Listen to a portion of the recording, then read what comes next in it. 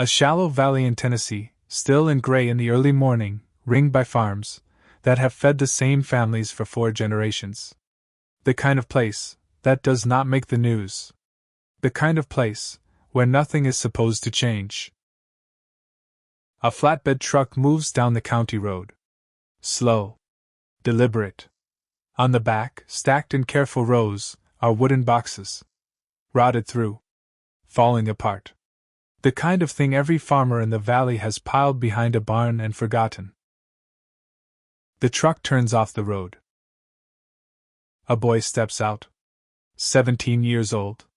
He unloads each box by hand, and sets it down in a line, so straight it looks measured. One by one. Without hurry. Without explanation. The valley watches and does not understand. Inside the old desk in the equipment room behind him, a notebook has been waiting 30 years for someone to open the right drawer. He already has. The first time anyone in Cotter Hollow noticed Harwick Ori loading a rotted beehive onto the back of his father's flatbed, they figured he was hauling junk to the burn pile. Nobody thought twice about it. Old hive boxes sat behind half the barns in the valley, stacked and forgotten, some collapsed from years of rain, some torn open by animals hunting for whatever sweetness remained. They were the kind of thing a man walks past every day, until he stops seeing them entirely. Harwick had asked 3 different farms if he could take theirs off their hands. Every single one said yes, without hesitation, because who in their right mind would want a pile of rotting bee boxes? But then he asked a 4th farm. And a 5th. And by the time the snow melted off Miller's Ridge, that spring, 17-year-old Harwick Ori had collected more than 40 abandoned hives, stacking them in neat rows behind the family equipment shed like he was building something the whole town could see, but nobody could explain. The question nobody thought to ask was why he stacked them in such straight lines. Cotter Hollow sat in a shallow valley in Tennessee, 2 hours from the nearest interstate, ringed by dairy farms, hay fields, and a handful of orchard operations that had been passed down for 3 or 4 generations. The Ori family ran 40 acres of mixed pasture and row crops. Nothing remarkable. The kind of operation that survived on frugality and long hours rather than scale. Harwick had grown up doing chores before school and chores after, the way most kids in that valley did, and nothing about him had ever made anyone single him out. Quiet. Observant. The sort of teenager who would rather watch how something worked than talk about it. His grades were fine. His attendance was fine. Nothing about him announced ambition, at least not the kind adults recognized. Which made it stranger, to those who noticed at all, when he started asking around about bees. His best friend Donovan Finch noticed first, the way a person notices something wrong, before they can name what it is. The 2 of them were fixing fence on a warm Saturday afternoon, working their way down a line of posts that had heaved over the winter, and Harwick had barely said 10 words in an hour. Donovan finally set down his post driver and looked over at the shed, where the hive boxes were stacked. "You are not seriously trying to start a bee farm with garbage boxes, are you?" Harwick did not look up from the wire he was stretching. "Working on it." "That is not an answer. It is the only one I have got right now." Donovan picked up the post driver again, and said nothing else. He did not understand what Harwick was doing. But he also did not go home. That detail mattered more than either of them realized at the time. What Donovan did not know, what nobody in Cotter Hollow knew, was that Harwick had not arrived at those hive boxes by accident. He had been led there, slowly and without knowing it, by something he found in a drawer he had never been meant to open. It happened the previous November, the first cold weekend after harvest. Harwick had been looking for a hammer in his father's old desk, the heavy oak one, that sat in the corner of the equipment room, and had not been fully cleaned out in years. The hammer was not there. What was there, pushed to the back of the bottom drawer beneath a folded survey map and a broken wristwatch, was a spiral notebook, with a water-stained cover, and pages that had gone soft at the corners from age. He almost put it back. He almost did not open it at all. The first line on the first page stopped him cold. The handwriting was small and careful, pressed firmly into the paper the way a person writes when they want the words to stay. The date at the top read March 1987. And the line below it said, in a hand Harwick had never seen, but somehow recognized, "If you are reading this, I want you to understand why I started." He stood in the cold equipment room for a long time, reading. The notebook belonged to Harwick Ori, Harwick's grandfather. A man who had died in a farm accident in 1991, before Harwick's father Quinby had even met his mother, before Harwick existed in any form. A man whose name came up sometimes at family dinners in the careful, brief way that names come up, when the people left behind have never quite figured out how to carry them. Nobody had ever mentioned that Harwick Ori kept bees. The notebook was not a journal, not exactly.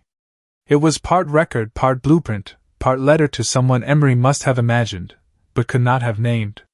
There were pages of careful observations about hive behavior, about the seasonal rhythms of the valley, about which plants bloomed, when and what that meant for a colony trying to build stores before winter. There were sketches of hive designs, with measurements written in pencil beside them. There were notes on equipment, and costs and the names of farms, with particular plants Emery had identified as valuable forage. And threaded through all of it, appearing in the margins, and at the ends of paragraphs like punctuation, was a name. Lemuel Holt. Sometimes with a note attached. Ask Lemuel about the upper entrance design. Lemuel says the basswood stand near the creek road is better than anything in the valley.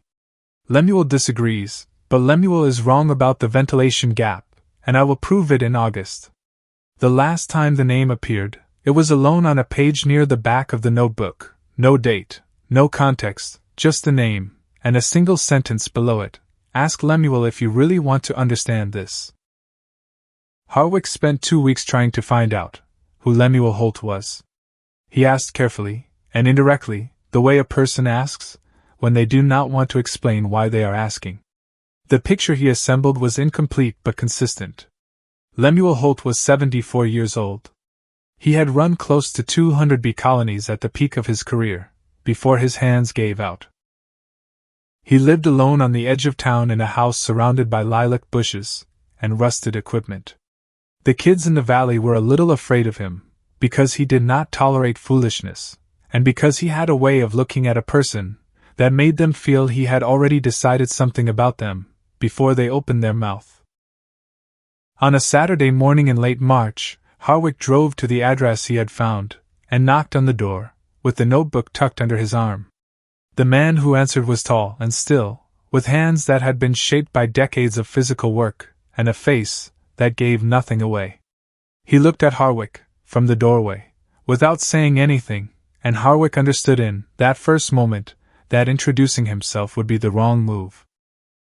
He held up the notebook instead. Lemuel looked at the water-stained cover. He looked at Harwick's face. Something shifted behind his eyes, brief and controlled, like a door opening an inch, and then being held in place. "I know who you are," Lemuel said. "Come in." Harwick had not told him his name. The inside of the house was ordered in the way that working spaces become ordered, when a person has lived alone long enough to arrange everything around function rather than appearance.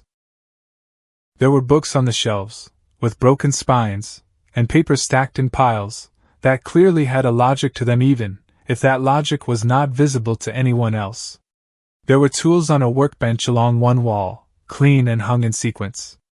And on the corner of the desk near the window, under a glass paperweight shaped like a hemisphere, was a folded piece of paper that Harwick would not understand the significance of for several more months.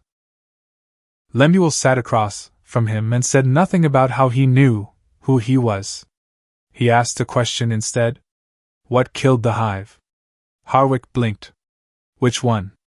Any of them. The ones you collected. Tell me what you think killed them. This was not the conversation Harwick had prepared for. He had prepared to ask questions. He had not prepared to answer them. He thought about the boxes he had been going through, the different states of decay, the things he had read in Emery's notebook, and the additional books he had found at the county library. He said something about colony collapse disorder, about the mysterious phenomenon, where worker bees simply vanish, leaving behind a queen, and untouched honey stores, and no clear single cause. Lemuel looked at him for a long moment, after he finished. "That is a category," the old man said. "Not an answer. What killed the specific hives you collected?" Harwick thought harder. He said something about the Deweiler hives, how the wood had rotted through on the bottom boards, how moisture would have built up inside, through 2 wet winters. He said something about the Reyes hives, how the frames had been destroyed by wax moths after the colony died, and how the colony might have died from something as simple as a queen failing, with no one to notice.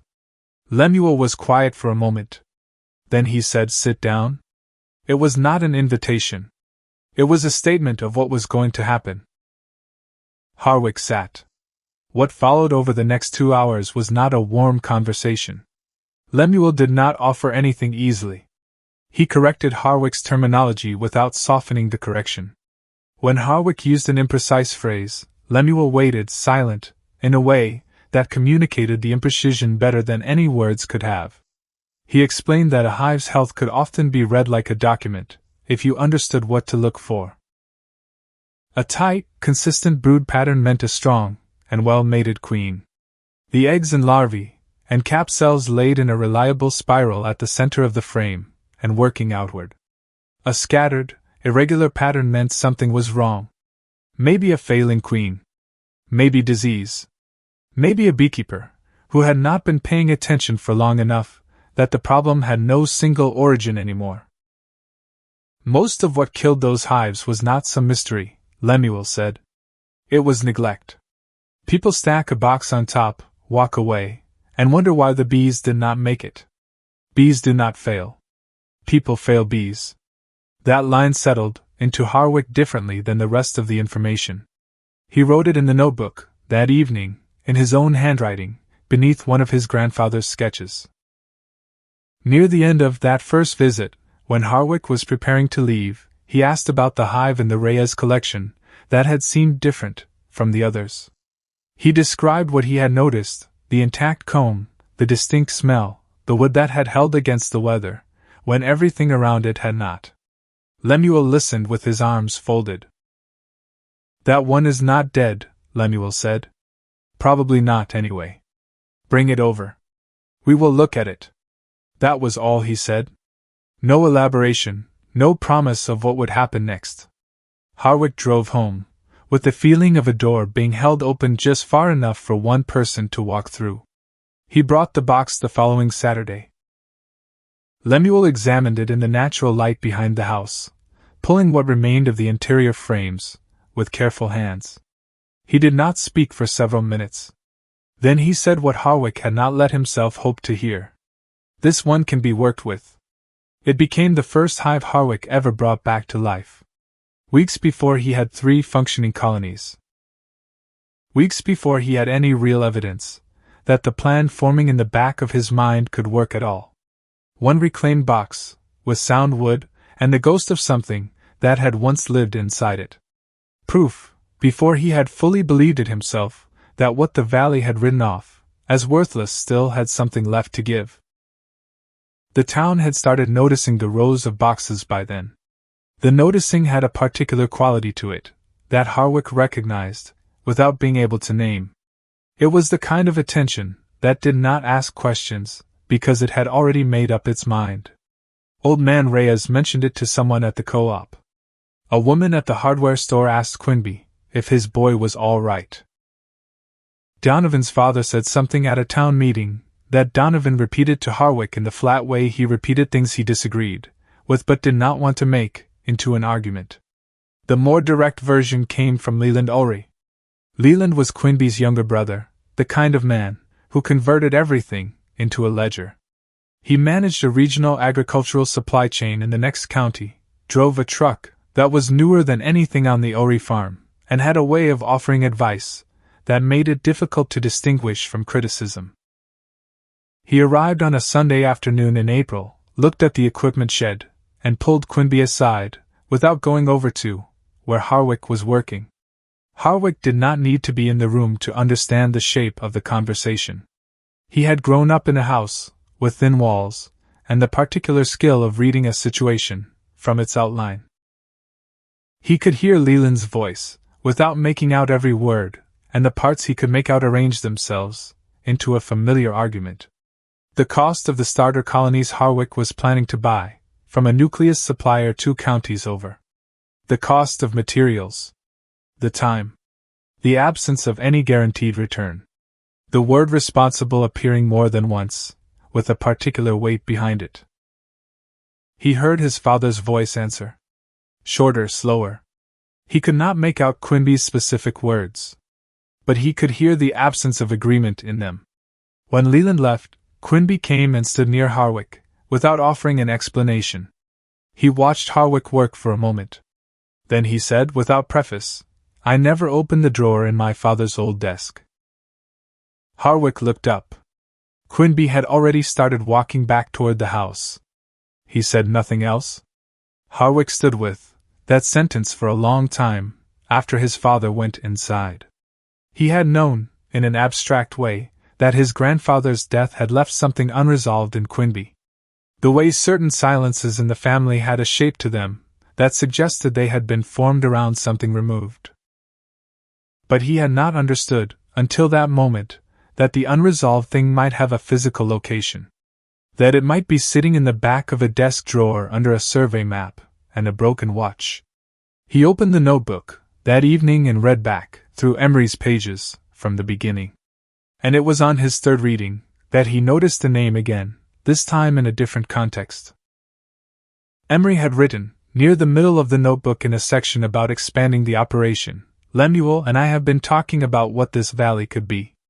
I think we are close to something. I want to put it on paper, before I lose the shape of it. The entry cut off there. The next page was dated 3 months later, and began in the middle of a different thought, as if Emery had forgotten what he intended to say, or had decided not to say it yet. Harwick read that gap 3 times. Then he wrote, below the last line of his grandfather's handwriting, in his own careful print, I will understand why you started. It was not a promise to anyone. It was more like a note left for himself in a place he knew he would come back to. The following Saturday he returned to Lemuel, with a list of questions he had been building all week. Lemuel answered some of them directly, and deflected others in a way that made Harwick understand the deflection was itself information. The visits became a rhythm. Saturday mornings at Lemuel's house, then back to the shed to work. Lemuel did not make the visits feel easy. He tested Harwick consistently, pushing back on assumptions, refusing to validate an idea simply because it came from enthusiasm. But he kept letting Harwick come back. And Harwick kept coming. It was during one of those early visits that Harwick met Bertram Renfro, though met was not quite the right word for how it happened. Harwick was loading frame materials into his truck outside the feed and supply store when an older man stopped beside him and said, without introduction, those are the wrong width for a Langstroth deep. Harwick looked at the man. He was in his early 70s, compact, with hands he held slightly away from his sides the way people do when their joints ache in cold weather. He was looking at the frame pieces with the specific focus of someone who knew exactly what they were looking at. Harwick asked him how he knew. The man said his name was Bertram Renfro, and that he had kept bees for 20 years, before arthritis made it impossible to work the frames. And then, as if that established everything necessary, he started asking questions. The questions Bertram asked were the kind that came from genuine curiosity rather than performance. He asked about why a colony might fail overnight, without any visible cause, about what it meant when foragers stopped bringing pollen back to the hive. They were the same questions Harwick had been asking, approached from a different angle, from someone who had learned the answers the slow way, and wanted to know if this young man had found a faster path to the same place. Harwick answered carefully, drawing from what he had read in Emery's notebook, and what he had been learning from Lemuel. Bertram listened without interrupting. When Harwick finished, Bertram said only, "You are asking the right things." Then he paid for his feed and left. He did not explain why he had stopped. He did not offer to help. But he remembered the name Harwick Ori, and in a valley, where most of the older men had long since decided that nothing interesting was going to come from the next generation, that was not a small thing. By the time the high boxes were stacked in their neat rows, and the first warm weeks of spring had arrived, Harwick had begun preparing 3 of the sturdiest salvaged frames for actual colonies. He had ordered starter nucleus colonies from a supplier, small established communities each containing a mated queen, and a handful of drawn frames, and he had been scorching the interior of the salvaged boxes with a propane torch the way Lemuel had taught him, a habit Lemuel considered non-negotiable when working with equipment whose history was uncertain. Lemuel came by to look at the work one afternoon, without being asked. He walked the row of boxes slowly, examining the repairs Harwick had made, the patching on the corners, the replaced bottom boards, the new frames slotted into the salvaged bodies. He did not say anything complimentary. He pointed out 2 places where the wood repair would not hold through a second winter, and told Harwick how to do it again correctly. Donovan was there that afternoon, having shown up the way he often did lately, without particular announcement, ready to hold things, or carry things, or stand nearby, and not say anything unhelpful. Lemuel looked at him for a moment. "Your friend here able to help with the work?" Donovan looked at Harwick. "Sure. Not allergic." Lemuel said, "Not yet." Donovan processed this for a moment, and then apparently decided to treat it as a compliment, which was probably the right call. Harwick watched Lemuel walk back down the row of boxes, and thought about what Emery had written. "I think we are close to something." He thought about the entry that cut off the 3-month gap before the next page, and what must have been happening in those months, that Emery had been too busy, or too cautious, or too superstitious to write down yet. He did not know enough yet to understand what his grandfather had been building. But he was beginning to understand that whatever it was, it had been meant to be larger than one man. It had been meant to involve this valley, these farms, this particular landscape. And it had stopped not because it failed, but because the person who started it did not get the time to finish it. That evening Harwick sat on the tailgate of the truck, after Lemuel had left, while the light came down through the tree line at the far edge of the pasture, and the equipment shed through its shadow across the rows of high boxes. Donovan sat beside him, either of them talking. After a while Donovan said, "He is not exactly what I expected." "What did you expect?" "I do not know. Someone who gives more of his opinions."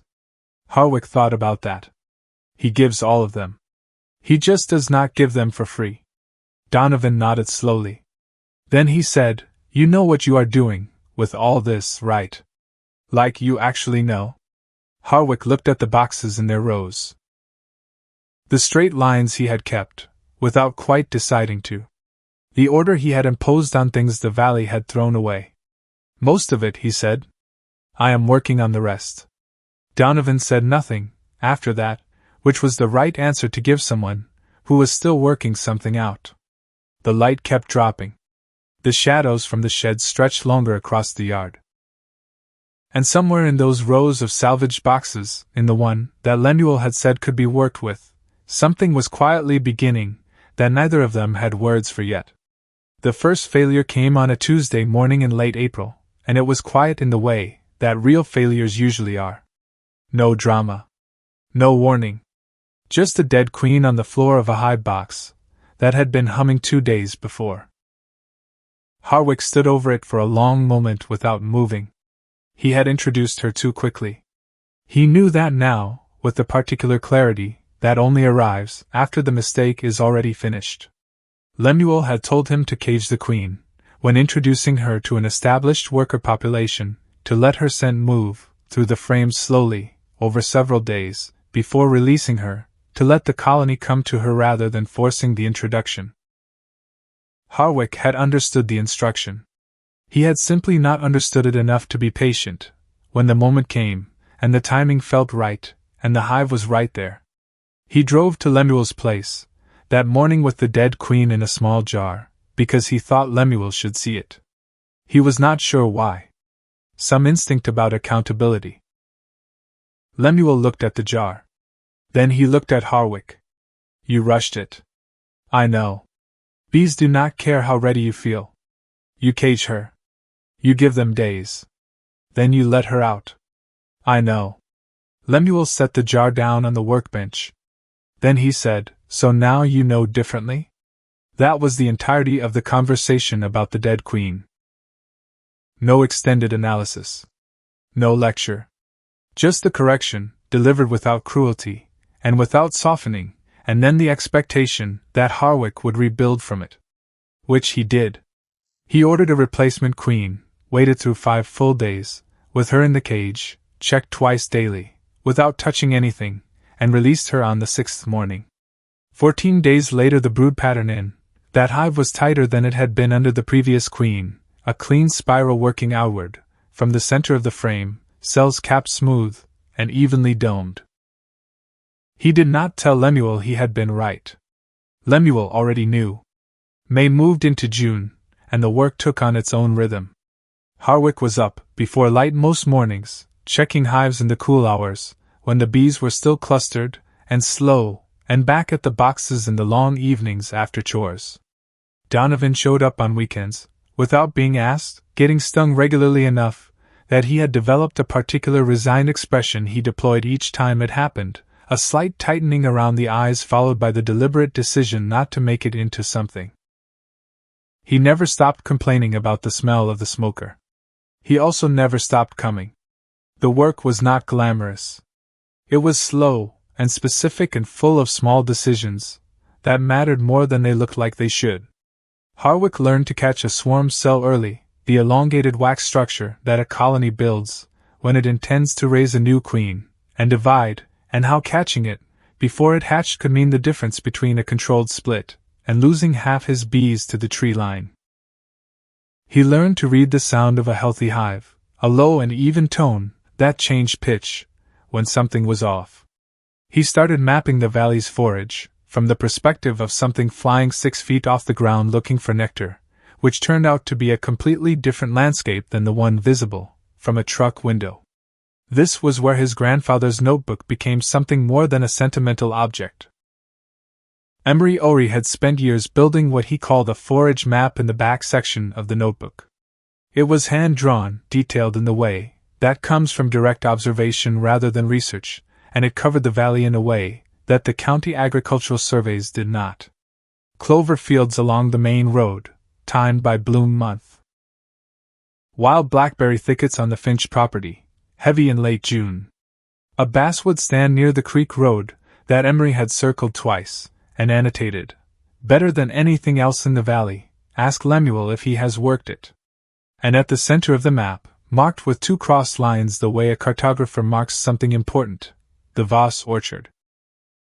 80 acres of apple trees that had been in the Voss family for 3 generations. Emery had written beside it, if this orchard has enough strong colonies working it, the whole valley changes. Harwick read that line, and then looked out the window toward the direction of the Voss property, visible from the upper pasture, as a dark smear of trees on the far side of the county road. He had known for weeks that the orchard had been struggling.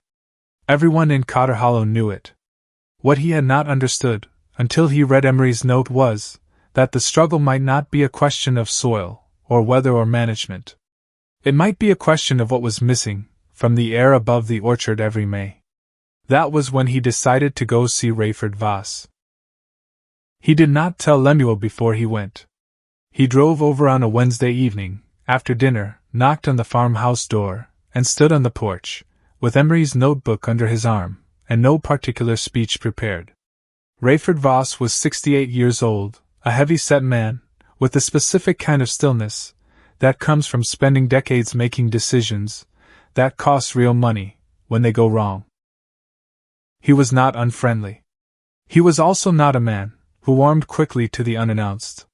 He looked at Harwick for a moment, with the door half open, then stepped out onto the porch and let it close behind him.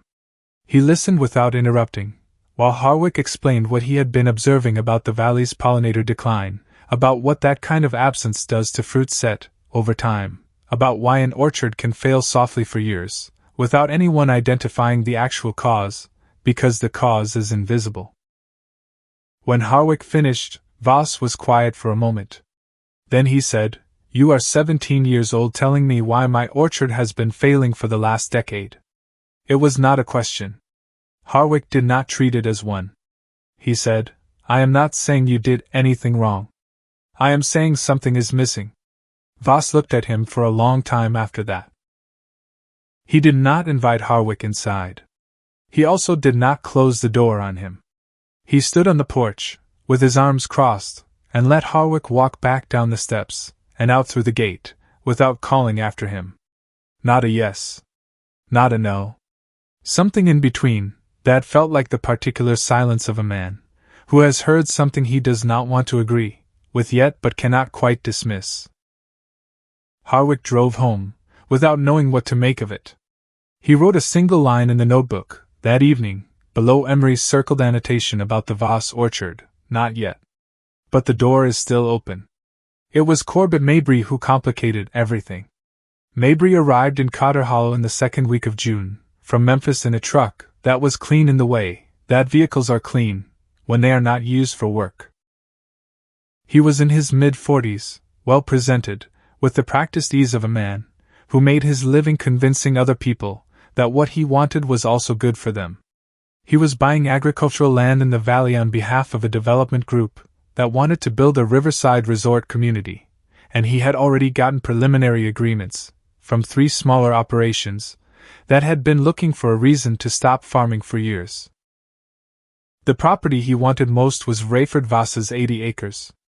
The Voss land had everything Mabry's project needed: river frontage on the south end, elevation on the north, a view of the ridge that would photograph well in a brochure.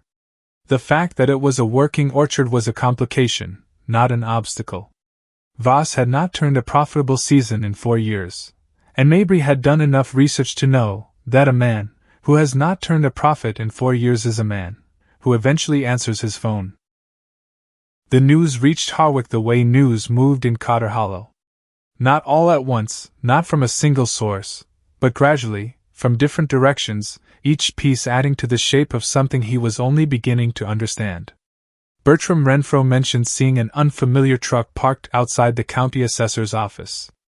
Donovan's father said something at a barbecue about a Memphis buyer making offers. And then the woman who ran the feed store told Quimby that she had heard Rayford Voss had a meeting with someone about selling. Harwick did not say anything when Quimby passed this along at dinner.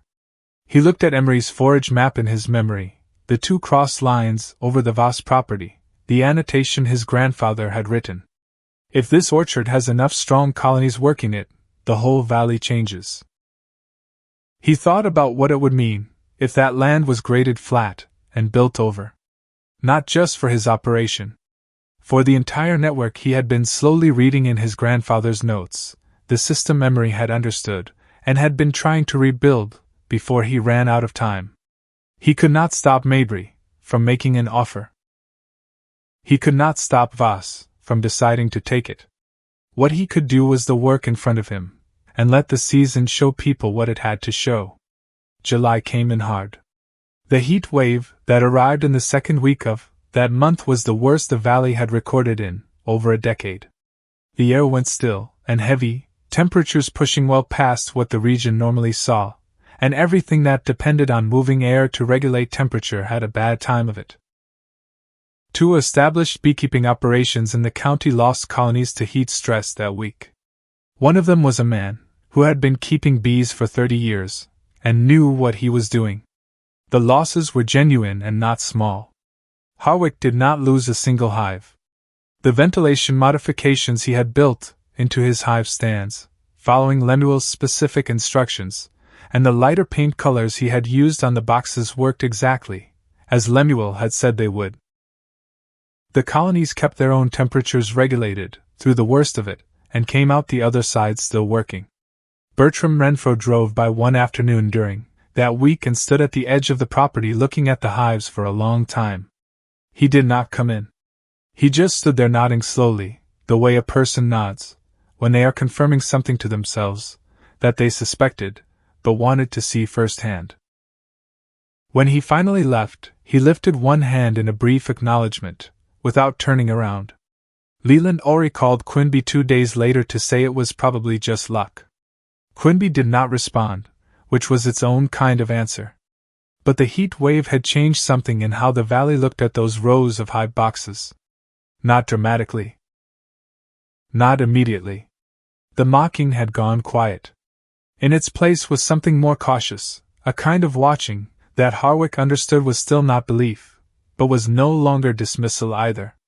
It was Bertram Renfrew, who began stopping by regularly, after that, arriving on Saturday mornings, and standing near the hives at a respectful distance.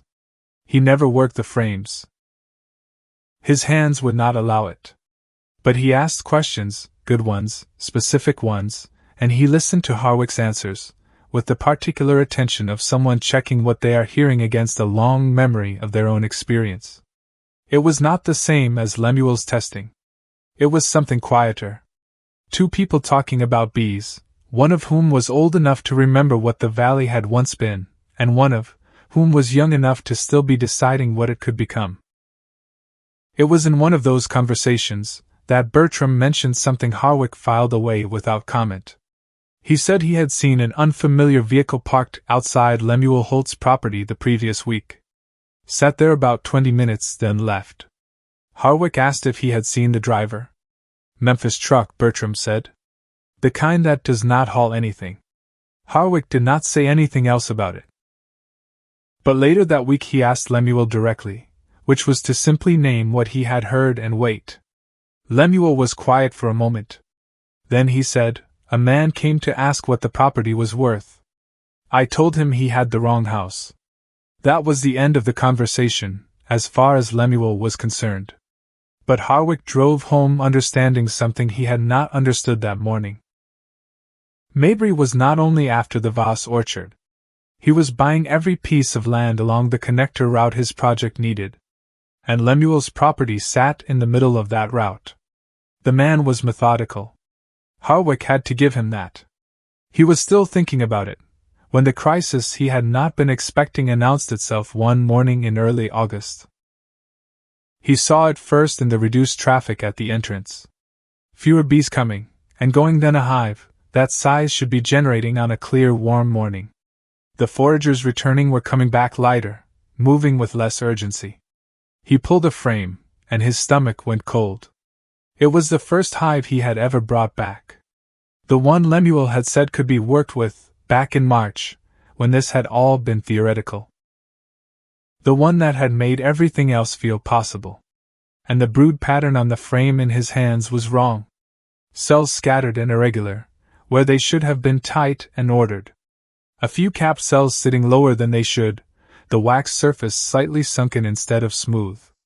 He wrapped the frame in a damp cloth, and drove to Lemuel, without stopping to think about whether the visit was expected. Lemuel examined it under a lamp in the kitchen, turning it slowly, not speaking. Harwick sat across the table, and did not fill the silence with anything. He had learned by now that Lemuel's silences were working silences, not empty ones. Could be a few things, Lemuel finally said. Could be a queen running low on stored sperm. They slow down, the pattern gets ragged. Could be something else. And if it is the something else, we are not saving this colony. We are burning the box, before it spreads to everything you have built. Harwick understood what the something else was. Foul brood was a bacterial disease that could move through an entire apiary fast enough to undo a year of work in weeks. Lemuel had a field test kit in his truck. He retrieved it, without making it into a ceremony. The test came back clean. Lemuel looked at Harwick. Not the something else. Probably the queen. She might be 2 or 3 years old, if the previous keeper bought her, when the hive was still alive. They slow down.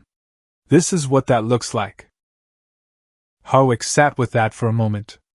Then he asked, "Why does this feel worse than if it had been the disease?" Lemuel thought about that. Because the disease would have been simple, he said. This is a question of attention. You have been watching this hive for months. And the problem was there, before you noticed it.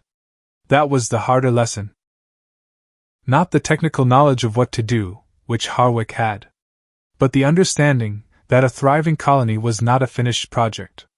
It was something you had to keep watching, season after season, the way you watch over anything alive and worth keeping. He requeened the hive that week, this time exactly as the process demanded. He caged the new queen and checked her twice daily, reading the behavior of the workers around her through the mesh, watching for the gradual shift from agitation to acceptance. On the 7th day he opened the cage slot and let the workers make the final decision themselves. 10 days after that, the brood pattern had tightened back into the clean spiral it should have been. It was a small crisis measured against everything he was trying to build. But it changed something in how he worked. He built a checking schedule and kept it without exception. Not because he did not trust his instincts, but because he had learned that instincts develop faster when they were regularly tested against the actual evidence. By the end of August, Harwick had 15 working colonies, all rebuilt from equipment the valley had thrown away. He had split 2 of his strongest hives during the summer, guided by Lemuel's instructions on how to turn one crowded colony into 2 thriving ones instead of losing half to a swarm in the woods. Donovan had become genuinely useful in ways either of them had expected at the beginning of summer. He could pull a frame, without being told twice. He had learned to move slowly near an open hive, which was more than most people, who did not keep bees, ever managed to teach themselves. He still complained about the smoke or smell, but the complaints had become a kind of ritual between them, something that marked time rather than expressed actual grievance. It was at the end of a long Saturday in late August, both of them sitting on the tailgate eating the sandwiches Donovan had thought to bring, that Donovan told him about his father. He did not build to it. He just said, "My dad heard the Memphis guy is hiring for the construction crew. Better money than anything in the county right now. He thinks I should put my name in." Harwick ate his sandwich, and did not say anything immediately. Donovan said, "I am telling you, because I thought you should know. Not because I have decided." "What is the deciding factor?" Donovan looked at the hive rows. "I have not had a bad reaction yet. That seems like a decent reason to stay." Harwick looked at him. "That is not a real reason. It is real enough for now." They sat there, while the light went amber, and the foragers coming in from the late afternoon slowed to a trickle. Donovan did not put his name in with the construction crew. He did not make a speech about it, or turn it into a declaration. He just showed up the next Saturday the way he always did, and the Saturday after that, and the one after that. It was the first week of September, when Harwick ran into the older man outside the feed store. A heavy-set man, with close-cropped gray hair, and a way of holding himself that suggested he was accustomed to being the largest presence in a room. He introduced himself as Gerald Voss. "Rayford's brother," he said. "My brother says you want to put bees in his orchard." Harwick said, "That is right." Gerald looked at him, with the flat assessment of someone who has been designated to have a conversation they did not volunteer for. He said, "You know he is probably selling." Harwick said, "I know." Gerald said, "So why do you still want to?" Harwick looked at him evenly. "Because he has not sold yet." Gerald processed that for a moment. He was quiet in the particular way of a man who has heard an argument he did not expect, and is deciding whether to be annoyed by it or not. He said nothing more. He walked to his truck and left. Harwick stood in the parking lot for a moment, after the truck was gone. He thought about Emery's forage map, the 2 crossed lines, the circled orchard. He drove home, through the late afternoon light, with the valley spread out on either side of the county road, the fields going gold at the edges, and the tree line already beginning to darken, with the first breath of autumn. The Voss orchard was visible, from the road, its apple trees heavy, with unpicked fruit, branches dipping under a weight that should have felt like abundance, but had come to feel, to the man who owned those trees, like one more year of disappointing numbers. The answer was not in any conversation. He understood that clearly now. It was in what those trees would look like next spring, in what the columns of numbers in Rayford Voss's ledger would show, after a season, with enough pollinators working the bloom. The answer existed in the future, and the only way to reach it was to keep 15 colonies alive, through a winter that had not started yet. He pulled into the Ori driveway, as the last of the light left the top of Miller's Ridge. The hive boxes stood in their rows in the early dark, silent and orderly. Not resting, exactly. Clustering. Working.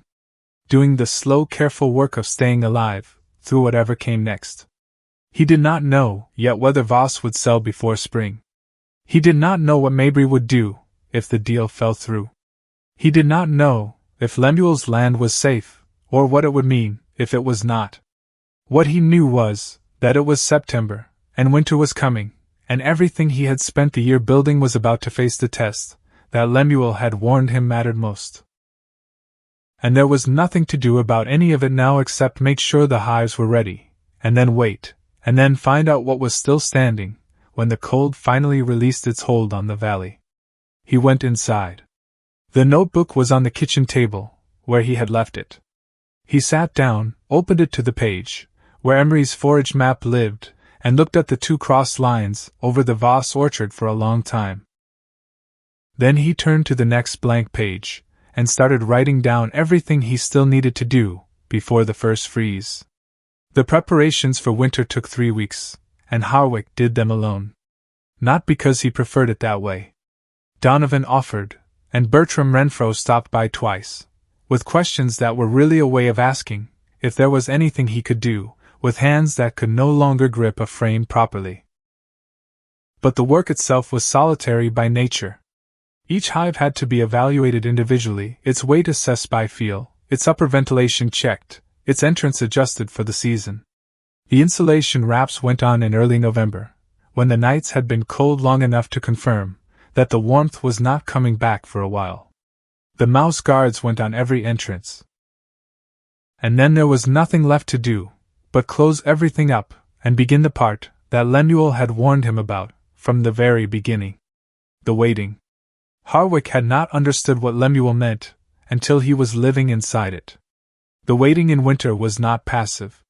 It was active in the specific way that restraint is active, the continuous decision not to interfere, repeated every day, even on the days when the silence from the hives felt wrong, and his hands wanted to do something about it. He went out every few weeks, and pressed his ear against the wood, and listened for the low steady tone that meant the cluster was alive, and generating heat. Some days the tone was there immediately, reassuring and even. Some days it took him longer to find it, and in the time between putting his ear to the wood and locating the sound, he held something in his chest that he had no precise word for, but that lived in the same neighborhood as fear. December was cold and still and gave nothing away. January brought a week of temperatures that dropped lower than the valley usually saw, and Harwick was out checking entrances before dawn on the worst mornings, brushing ice from the landing boards, making sure the ventilation holes had not crusted over. Quimby came out with him on 2 of those mornings, without explanation, carrying a spare flashlight, saying nothing, just present in the dark beside his son, while Harwick worked through the row. It was in the 3rd week of January that Lemuel went into the hospital. The call came from a neighbor who had Harwick's number, because Lemuel had given it to her, with the specific instruction to use it if something happened and she could not reach anyone else. Lemuel had been diagnosed with pneumonia. He was stable. He would be in for at least 2 weeks, possibly longer if the treatment was slow. Harwick drove to the hospital that evening and sat in the room, while Lemuel, propped up against the pillows, with the particular irritated dignity of a man who found being ill personally offensive, asked about the hives before anything else. Harwick told him everything in the order Lemuel preferred, which was specific and sequential rather than general. Lemuel listened and offered corrections to 2 decisions Harwick had made in the previous week, both of which Harwick wrote down without comment. On the drive home he realized that this was the first time since March that he had a significant problem to solve, without the option of driving to that kitchen table on Saturday morning and laying it out in front of someone who had seen more winters than he had. Lemuel was still reachable by phone, but a phone call was not the same thing, and both of them knew it. The problem arrived in the second week of February. One hive, a colony he had built up from a midsummer split, and that had gone into autumn in strong condition, began behaving differently. The cluster sound, when he pressed his ear to the wood, was present, but off, slightly uneven in its pitch, not the smooth, continuous tone of a healthy winter cluster, but something with a different quality to it. He could not have described the difference precisely enough for it to make sense to anyone who had not spent months learning to listen, but the difference was there, and he knew it. He called Lemuel, from the barn, standing in the cold, with his breath fogging the air around him. Lemuel asked him 3 questions. How long since the sound changed? What the weight felt like when he had last checked. Whether the entrance looked normal, or whether there was unusual debris on the landing board. Harwick answered all 3. Lemuel was quiet for a moment. It might be the cluster shifting position, he said. They do that in a long cold stretch. Or the moisture balance is off inside. Either way, there is nothing to do tonight except check the upper entrance in the morning, and make sure it is not blocked. And if it is blocked, clear it. Carefully. Do not open the hive. Harwick went out the next morning, before first light, and found a thin rime of ice crystallized over the upper ventilation hole. He cleared it, with a small piece of wire he had started carrying in his coat pocket sometime in December, without consciously deciding to. By the following week the cluster sound had normalized. He called Lemuel and reported this. Lemuel said, "You did right." 2 words. From a man who did not give them for free, 2 words were enough. But that night, after the call, Harwick sat at the kitchen table, with the notebook open in front of him, and did not write anything for a long time. He thought about the moment of pressing his ear to the cold wood, and not immediately finding the sound. He thought about what it would have meant if the sound had not been there. Not in terms of the work, not in terms of what would need to be done, but in terms of what it would feel like to have kept something alive, through 8 months of learning, and failure and patience, and then lose it in the dark of February to something as simple as a blocked hole. He thought about his grandfather, who had started all of this, and had not gotten to see where it went. He thought about Lemuel, who had kept a folded piece of paper in his desk for 30 years, because he had not been able to finish what he and Emery had started, and had not known what else to do with the fact of its incompleteness. He thought about his father, who had never opened the drawer. He did not arrive at any particular conclusion. He just sat, with all of it in the kitchen of a house that had 3 generations of Oris in its walls, while outside the hives stood in their rows in the February dark, 15 colonies clustered, and working and alive. He closed the notebook and went to bed.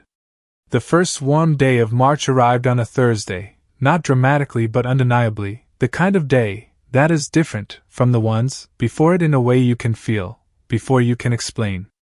Harwick was in the equipment room, before sunrise and outside by the time the light was fully up.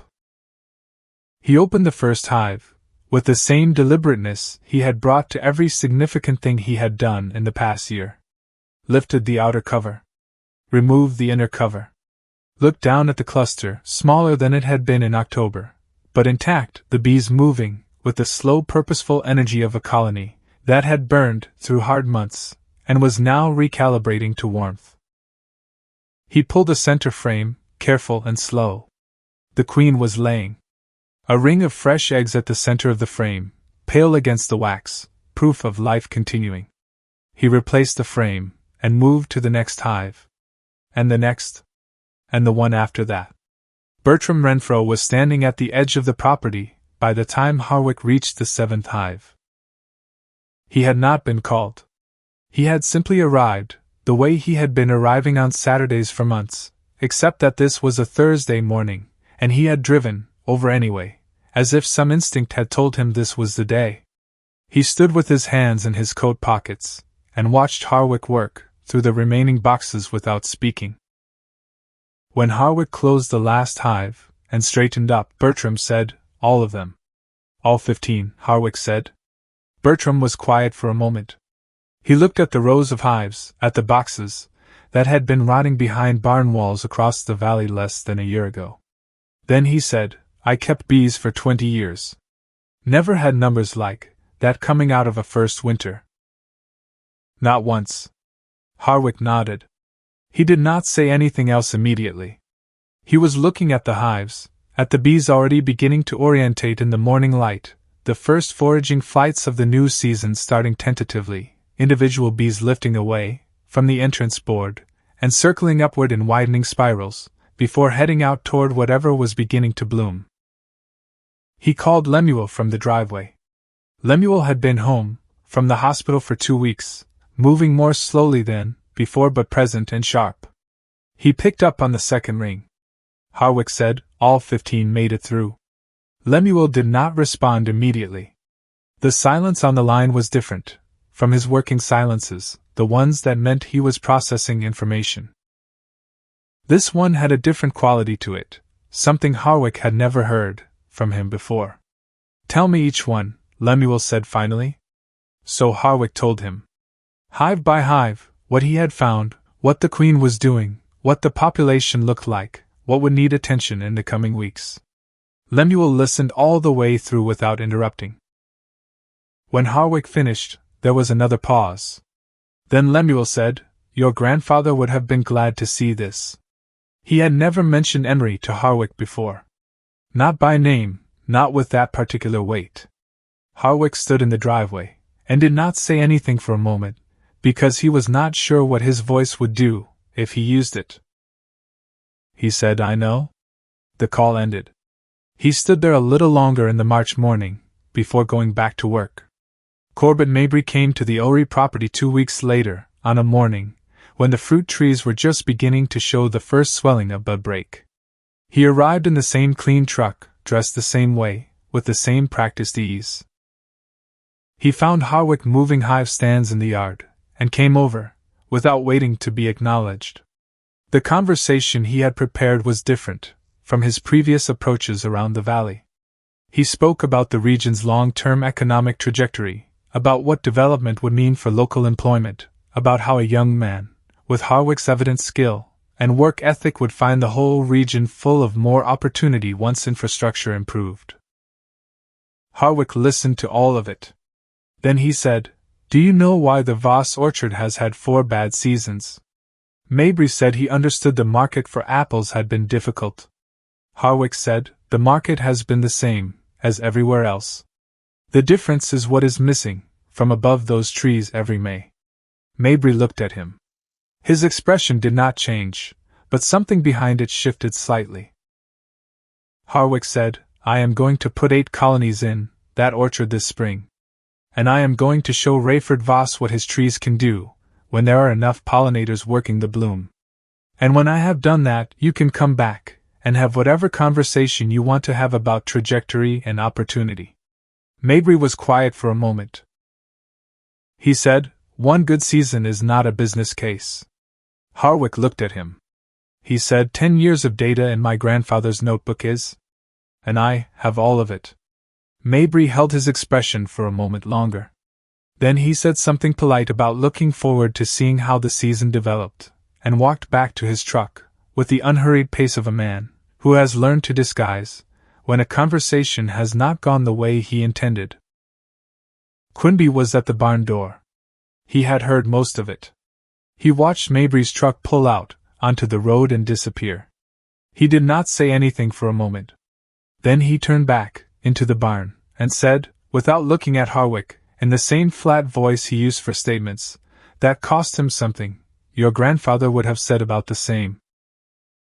That was the closest Quinby Ori ever came to telling his son that he had opened the drawer. The call from Rayford Voss came 4 days later, in the morning, while Harwick was eating breakfast. Quinby answered and handed the phone across the table, without a word. Voss said, You still want to put bees in the orchard. The trees are about to open. Harwick said 8 colonies? I can have them there tomorrow morning. Voss said early. Harwick said before the dew is off. He moved 8 of his strongest colonies to the Voss orchard the next morning, Donovan helping him load, and position the hives along the orchard edge in the placement Harwick had worked out, from Emery's forage notes, positions that maximized coverage of the bloom, without clustering the colonies, where they would compete with each other.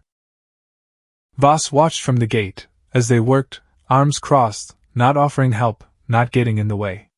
When they were done, and Harwick was loading the last of the equipment back into the truck, Voss walked over. He looked at the hives along his orchard edge. He looked at the trees beginning to open above them, white and pale pink against the March sky. He said, I had a meeting with that Memphis man last month. Harwick waited. Voss said, told him I needed to see how this spring went first. He did not explain what that meant in terms of the sale. He did not need to. He walked back to the farmhouse, and went inside, and that was the end of the conversation. Leland Ori arrived the next morning, before Harwick had finished his first check of the home hives. He came around the corner of the equipment shed, and stood there, while Harwick worked, which was unusual. Leland normally conducted his visits through Quinby. He said, I heard you moved hives to the Voss place.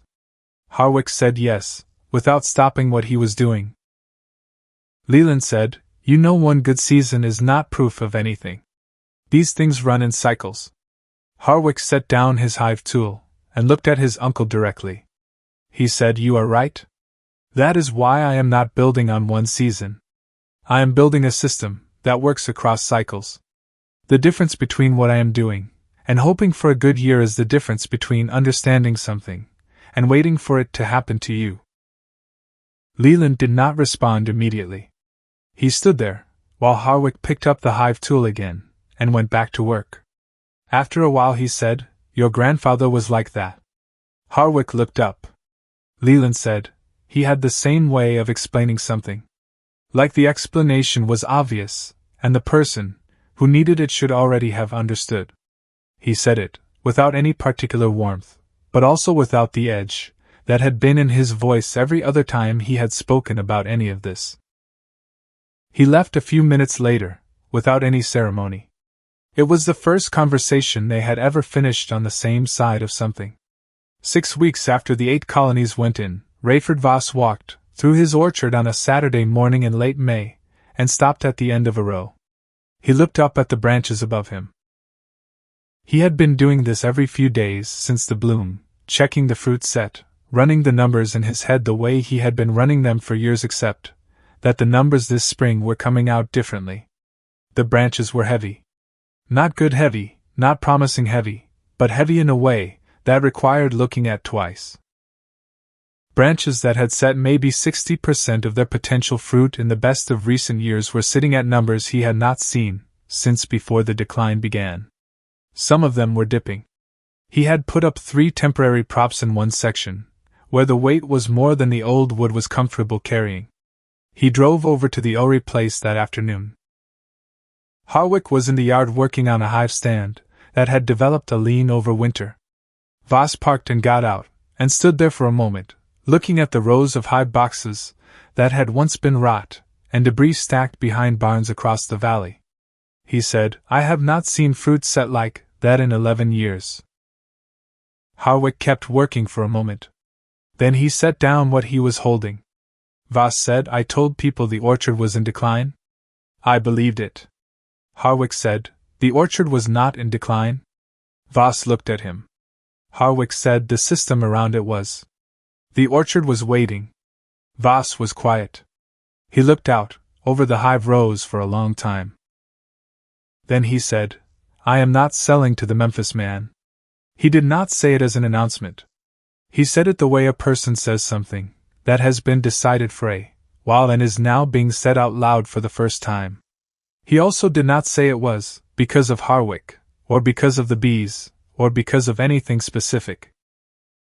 He just said it, and then he got back in his truck, and when he pulled out of the driveway he lifted 2 fingers off the steering wheel the way men in That valley acknowledged each other on road, which from Rayford Voss was the equivalent of a speech. Wilbur Renfro organized the community meeting in June, which was the way things got organized in Cotter Hollow, when someone who knew how to organize things decided something needed to happen. She had been watching all of it for a year, with the particular attention of a woman, who understood that small things sometimes required documentation, before they became large things, and she had a position on the County Agricultural Advisory Board that gave her a reason to call people together, that did not feel like meddling. She asked Harwick to bring his records. He brought the notebook. He sat at the front of the meeting room at the elementary school, with the notebook open on the table, and presented what he had in the way Lemuel had taught him to present anything, which was to let the information do the work, and not to embellish it. Emery's forage data from 1987 and 1988. Harwick's own records from the past year. The Voss orchard fruit set numbers from the previous decade, and the numbers from this spring, written in 2 columns side by side, so the difference was visible, without any commentary required. 3 other orchard operators in the valley asked questions. Real questions, specific questions, about timing and placement, and the logistics of moving colonies for a single bloom season.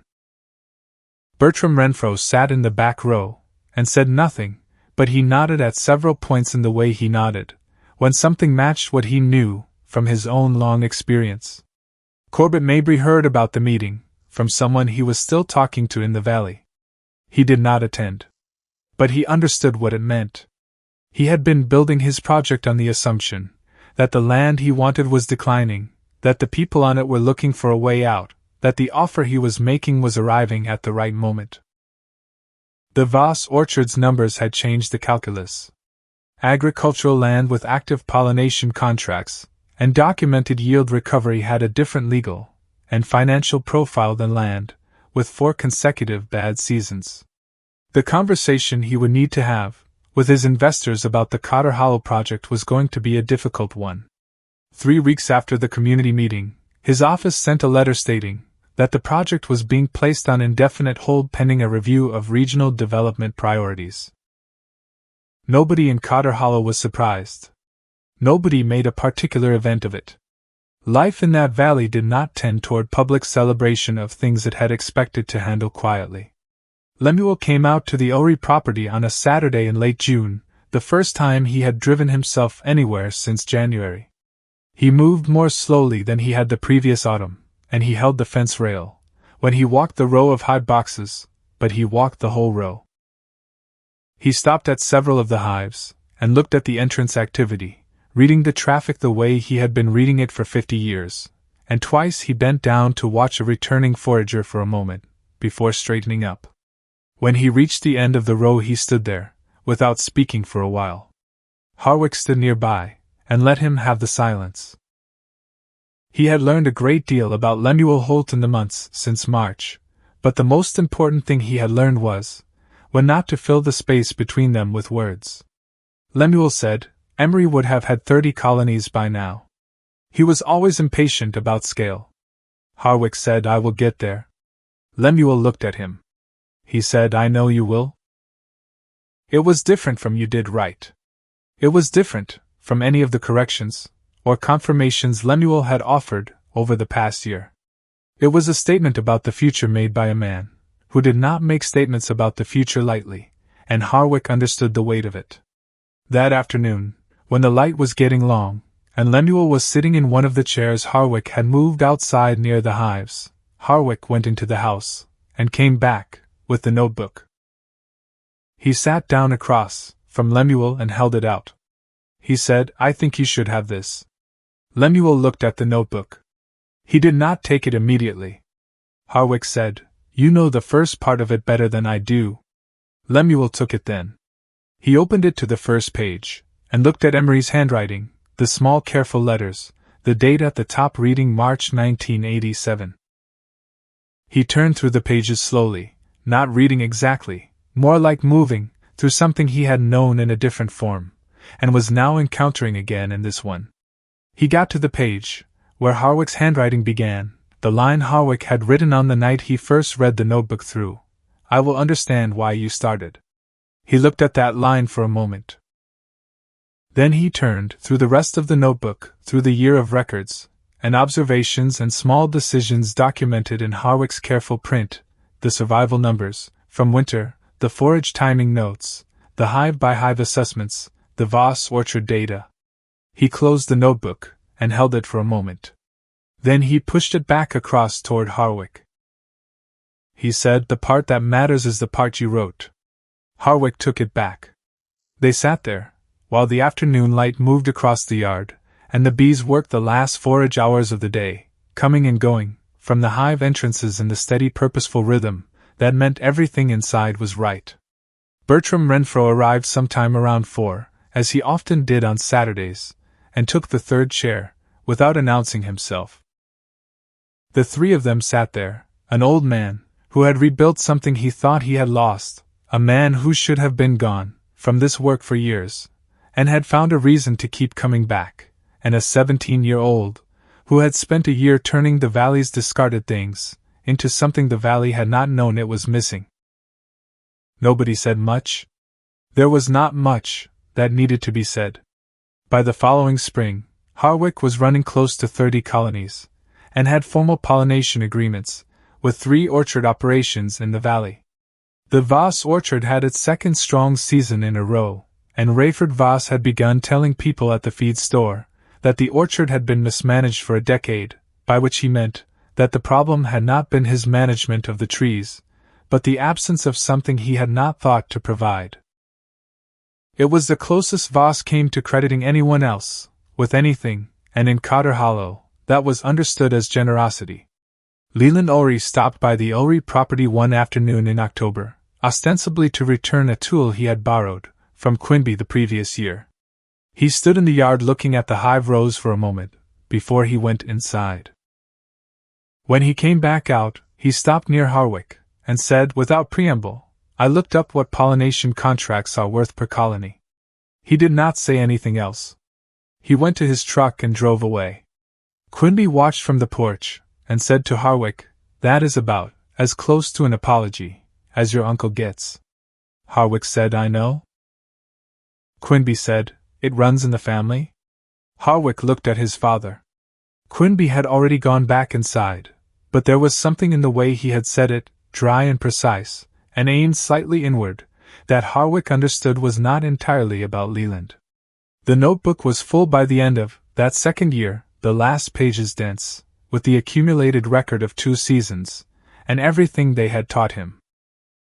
He started a second one, a new spiral notebook, from the same hardware store, and on the first page he wrote the date, and below it, in the same place Emery had written his opening line, he wrote, "What this valley forgot it knew."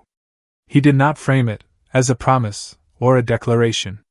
He meant it the way his grandfather had meant things, as a statement of direction rather than a rival, something to work toward across a span of years, that he was only at the beginning of. Bertram Renfro kept coming on Saturdays, until his knees made driving difficult, and then his daughter started dropping him off, and he sat in the chair near the hives, and talked about bees, and the valley, and the way things had worked in the years before what he called the forgetting, when the orchards, and the pollinators, and the farms had all understood their relationship to each other in a way that had gradually, quietly dissolved. Harwick listened to all of it, and wrote down the parts that belonged in the record. Lemuel corrected Harwick's technique less frequently, as the months passed, not because he had stopped paying attention, but because there was less to correct. When he did say something, Harwick wrote it down. The corrections had become a form of conversation, a way of staying in contact with something that had started in a kitchen on a Saturday morning, when a 17-year-old showed up at the door, with a water-stained notebook, and did not give his name. Donovan was still there every weekend. He had stopped making the face when he got stung, which Harwick noticed, without saying anything about it, because pointing it out would have made it into something it did not need to be. The valley did not change all at once.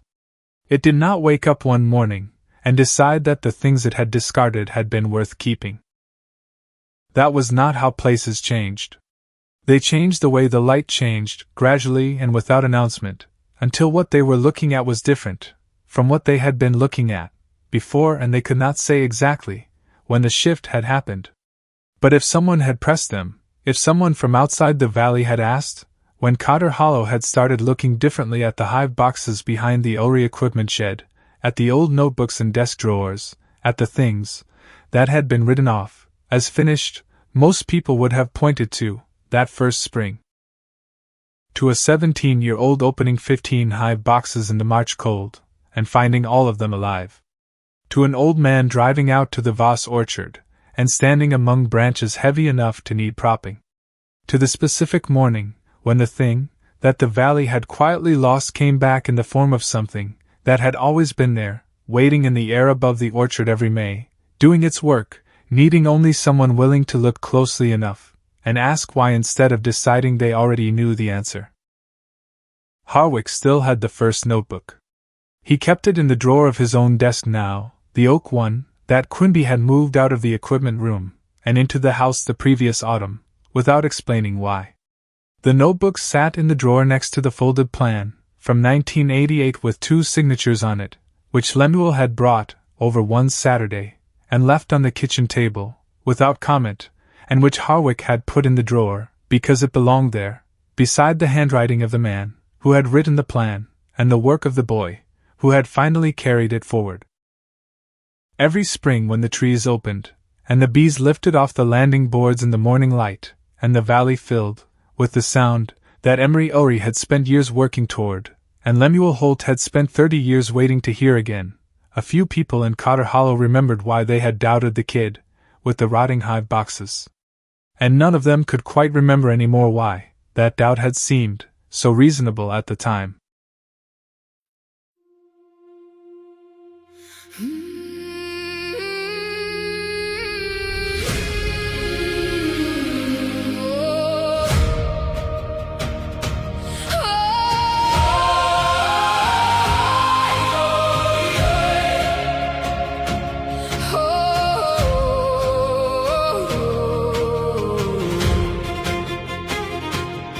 When I was young, I chased the horizon. Certain peace was waiting there. I thought the storms were wrong turns taken, and every burden was unfair. So I spent years fighting the mountains, cursing every winding road, never seeing that the struggle was the thing that made me grow. The eagle learns within the wind, the oak grows strong beneath the snow, and every soul that's worth becoming must walk where harder paths may go. The road was never meant to be easy, the storm was never meant to pass. The waves were not there to stop me, they were there to teach me how to last. Every trial is part of the journey, every scar becomes a guide. The mountain is not in my way, the mountain is the reason for the climb.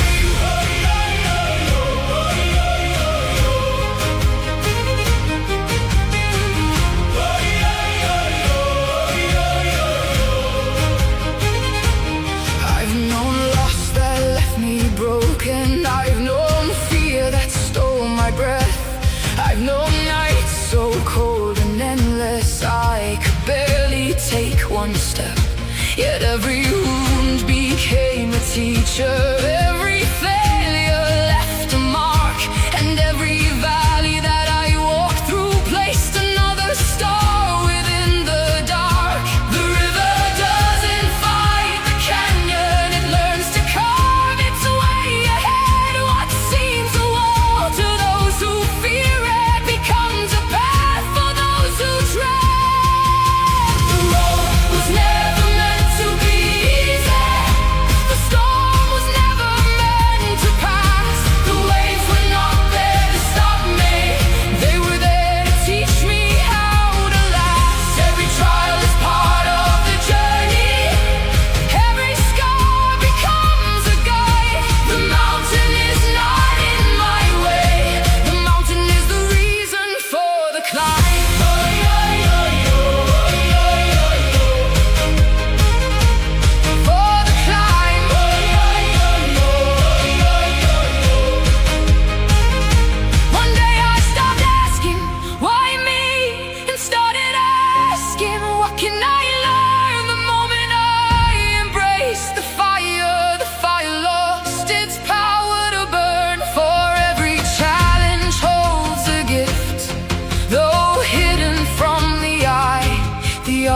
obstacle and destination will never separate all this time. The road was never meant to be easy.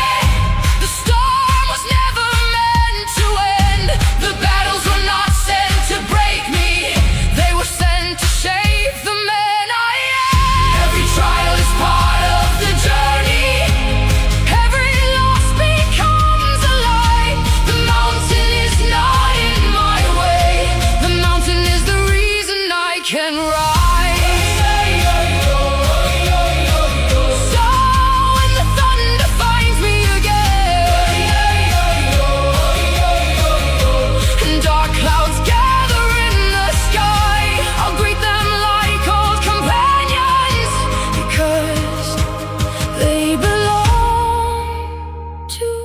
Journey.